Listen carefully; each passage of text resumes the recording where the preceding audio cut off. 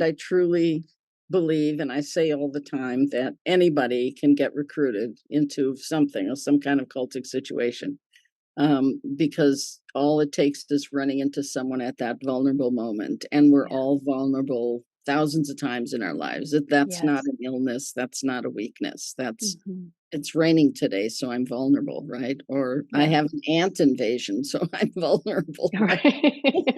I mean, it can be anything. I just moved to a new town. I just got divorced. Yeah. My dog just died, but whatever.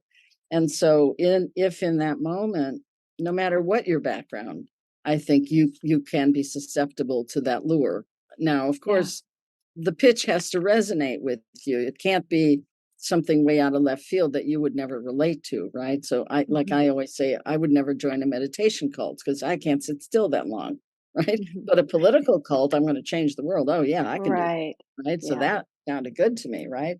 Hmm. So there has to be that. But I do think just from all the people I've met over the years, there's hundreds and hundreds of survivors at this point, if not more, and plus the courses I've been doing.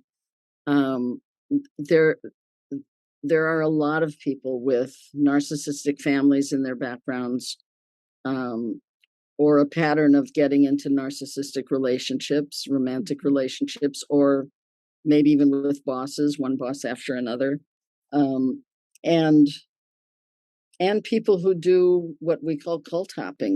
Go from cult to cult because they don't get the right psychoeducation or recovery work in between, so they don't assess what happened to me and why, and how can I Right. not let this happen again.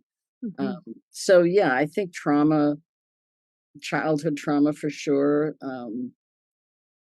But to tell you the truth, I've hardly met anyone who doesn't have some kind of trauma in their That's background. yeah.